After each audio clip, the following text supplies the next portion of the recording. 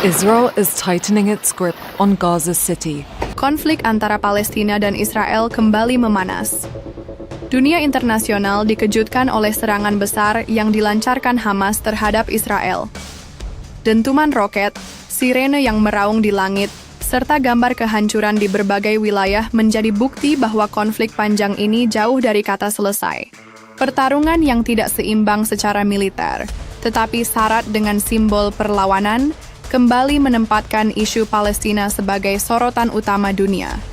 Akar panjang konflik Palestina-Israel. Untuk memahami mengapa Hamas menyerang Israel, kita perlu menengok ke belakang. Konflik ini berakar pada perebutan tanah Palestina sejak pendirian negara Israel pada tahun 1948. Lebih dari 700.000 rakyat Palestina terusir dari tanah mereka, yang oleh bangsa Palestina disebut sebagai Nakba atau malapetaka besar. Sejak saat itu, perang demi perang, pendudukan demi pendudukan, serta ekspansi permukiman Israel terus menggerus tanah Palestina. Hamas, singkatan dari Harakat Al-Muqawamah Al-Islamiyah, Gerakan Perlawanan Islam, lahir pada tahun 1987. Di jalur Gaza ketika Intifada pertama meletus. Sejak awal, Hamas berkomitmen untuk melawan pendudukan Israel dengan segala cara, baik melalui politik maupun jalur militer. Bagi banyak orang Palestina, Hamas bukan hanya organisasi, melainkan simbol perlawanan terhadap penjajahan. Pemicu ledakan terbaru serangan Hamas terhadap Israel tidak terjadi dalam ruang hampa. Ada beberapa faktor yang memicu eskalasi kali ini. Pertama, tindakan represif Israel di Masjid Al-Aqsa, salah satu situs tersuci umat Islam yang memicu kemarahan luas. Kedua, kebijakan keras pemerintahan Israel dalam memperluas permukiman Yahudi di tepi barat, yang dianggap melanggar hukum internasional. Ketiga, blokade berkepanjangan atas jalur Gaza, yang membuat 2 juta penduduknya hidup dalam kondisi mirip penjara terbuka. Serangan Hamas merupakan akumulasi kemarahan dan keputusasaan rakyat Palestina.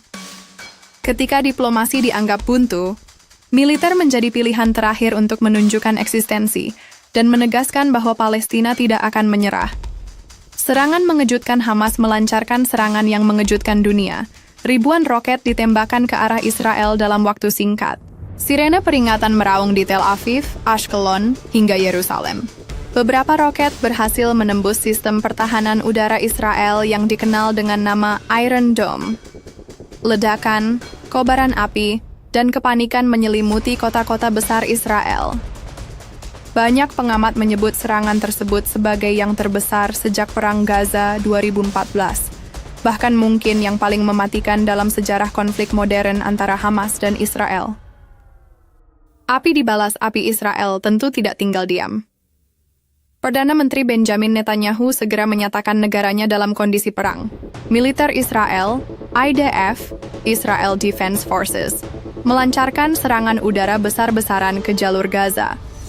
Gedung-gedung apartemen, kantor pemerintahan Hamas, hingga infrastruktur sipil menjadi sasaran bom. Dunia kembali disuguhi pemandangan mengerikan. Bangunan runtuh, korban sipil berjatuhan, dan anak-anak menangis mencari keluarganya. Israel beralasan serangan ini adalah upaya membela diri. Namun, banyak pihak menilai bahwa Israel justru menggunakan dalih serangan Hamas untuk memperluas agresinya. Tak jarang, serangan balasan Israel jauh lebih brutal dan tidak sebanding dengan serangan awal yang dilancarkan Hamas. Dinamika opini, dunia serangan Hamas memecah opini dunia.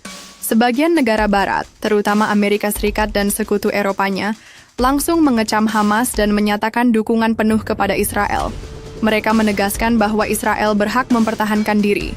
Namun, di sisi lain, dunia Arab dan negara-negara yang mendukung Palestina melihat aksi Hamas sebagai bentuk perlawanan sah terhadap penjajahan. Demonstrasi besar-besaran muncul di berbagai belahan dunia, dari Turki, Iran, Yaman, hingga Indonesia, dengan membawa bendera Palestina dan mengecam kebrutalan Israel. PBB kembali menggelar sidang darurat, tetapi seperti biasa, pernyataan-pernyataan, politik berakhir tanpa solusi konkret. Veto Amerika Serikat di Dewan Keamanan selalu menjadi penghalang bagi keputusan yang bisa menekan Israel. Melawan kekuatan besar banyak yang bertanya, bagaimana Hamas berani menyerang Israel yang memiliki militer salah satu terkuat di dunia? Jawabannya terletak pada strategi asymmetric warfare atau perang tidak seimbang.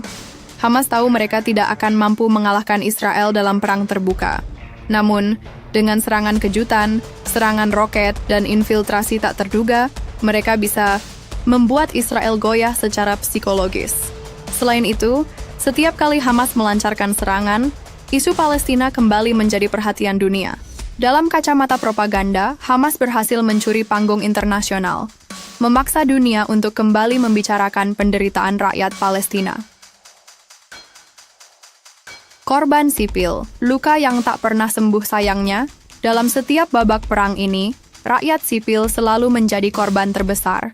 Di Gaza, ribuan orang kehilangan tempat tinggal, rumah sakit kewalahan menampung korban, listrik padam, air bersih langka, dan harga pangan melambung tinggi. Anak-anak tumbuh dalam trauma, mendengar suara bom lebih sering daripada suara burung. Israel, serangan roket Hamas juga menewaskan warga sipil. Meskipun jumlahnya jauh lebih sedikit dibandingkan di Gaza, tetapi bagi keluarga korban, luka itu sama pedihnya. Konflik ini menciptakan siklus dendam yang seolah tidak ada habisnya. Implikasi regional serangan Hamas tidak hanya berdampak pada Israel dan Palestina, tetapi juga kawasan Timur Tengah secara keseluruhan. Iran secara terbuka menyatakan dukungan terhadap Hamas. Sementara itu, negara-negara Arab yang telah menormalisasi hubungan dengan Israel, seperti Uni Emirat Arab dan Bahrain, berada dalam posisi sulit. Di satu sisi, mereka berkepentingan menjaga hubungan diplomatik dengan Israel, namun di sisi lain, rakyat mereka menekan pemerintah untuk membela Palestina. Situasi ini bisa memicu ketegangan baru di kawasan, jika Hizbullah di Lebanon ikut terlibat, atau jika Iran meningkatkan dukungannya secara langsung. Konflik bisa meluas menjadi perang regional. Hamas versus Israel. Siapa untung, siapa rugi? Pertanyaan besar muncul. Siapa yang sebenarnya diuntungkan dalam eskalasi ini? Bagi Hamas, serangan besar ini meningkatkan citra mereka sebagai pelindung rakyat Palestina. Mereka menunjukkan bahwa meski diblokade dan dilemahkan, mereka masih bisa melawan.